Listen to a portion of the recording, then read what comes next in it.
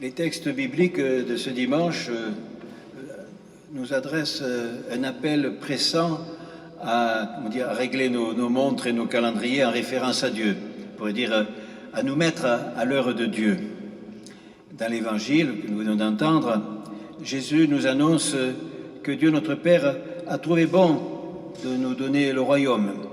Et il insiste très fortement sur le fait que nous devons être toujours prêts. Alors pour nous expliquer cela, donc il nous raconte la parabole de ces serviteurs là, qui attendent le retour de leur maître. Celui-ci a promis de revenir, mais personne ne sait ni le jour ni l'heure. Mais l'important, c'est d'être prêt pour l'accueillir. Il dit restez en tenue de service, gardez vos lampes allumées. Soyez prêts. Alors, être prêt, c'est être attentif. Attentif au maître qui doit revenir. Et notre relation avec le maître, c'est très important. Parce que chaque jour, nous devons prévoir son retour. Et nous pensons à ce qu'il aimerait trouver en arrivant à ce moment-là. Préparer le retour du Seigneur, donc c'est tout faire pour qu'il soit satisfait quand il revient. Notre relation avec lui doit être au centre de notre vie. Donc nous sommes invités à nous rendre disponibles pour accomplir ce qu'il attend de nous. Mais il ne faut pas perdre de vue que nous sommes dans le temps de l'attente. Cette attente, elle peut être longue et pendant cette attente, notre vie risque de s'engager sur des mauvais chemins. Alors c'est ce qui se passe quand nous cherchons d'autres satisfactions, d'autres plaisirs égoïstes. Et à ce moment-là, notre vie perd tout son sens. Nous oublions que c'est l'amour du Seigneur qui doit guider notre vie. Mais celui qui en est imprégné de toute sa vie n'a rien à craindre. Il est prêt pour accueillir le Seigneur avec joie. Il sera heureux.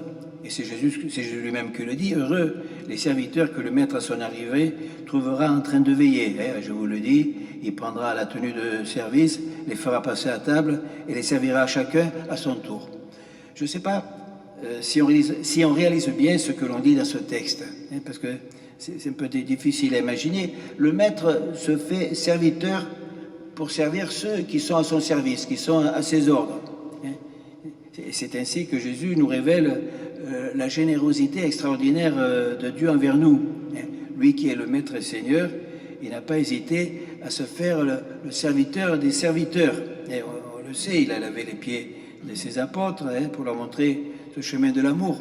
Alors demandons au Seigneur de nous ajuster en quelque sorte chaque jour à cet amour qui dépasse tout ce que nous pouvons imaginer. Donc qu'il nous donne la grâce d'être prêts lorsqu'il reviendra. Être prêt.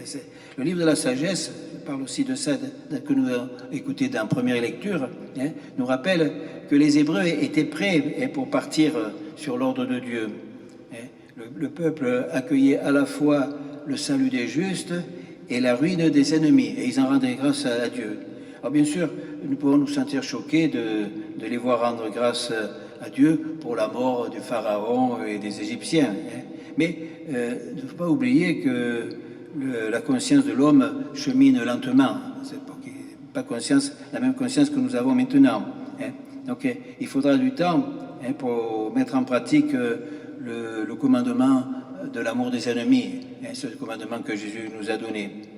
Mais ce qu'il faut retenir de ce récit là, pour les Hébreux, c'est d'abord la vigilance du peuple, la nuit de la Pâque. Dieu les trouva prêts pour se mettre en route. Alors aujourd'hui encore, c'est le même Dieu qui nous adresse des appels par l'Évangile, par l'Église, par nos frères et les hommes.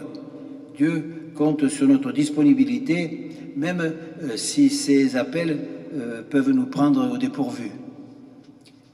Dans la deuxième lecture, la lettre aux Hébreux aussi, là aussi, il est question du chemin à prendre. Et l'auteur de la lettre aux Hébreux parle de la foi, de foi qui est importante, qui nous permet d'être en permanence en état de veille, en état d'attente. Et l'auteur de cette lettre nous parle des grands témoins de la foi. Il cite Abraham, Isaac, Sarah. Et bien avant la venue du Christ, ces témoins de la foi nous encouragent à marcher sur leurs traces. Avec eux, nous comprenons que la foi, comme il dit, permet de connaître des réalités qu'on ne voit pas. La foi est un regard. Et c'est grâce à la foi que nous pouvons nous tenir en état de veille. Et la fidélité au Christ n'est pas toujours facile. Et ça suppose un combat de tous les jours. Et dans ce combat, nous ne devons pas capituler.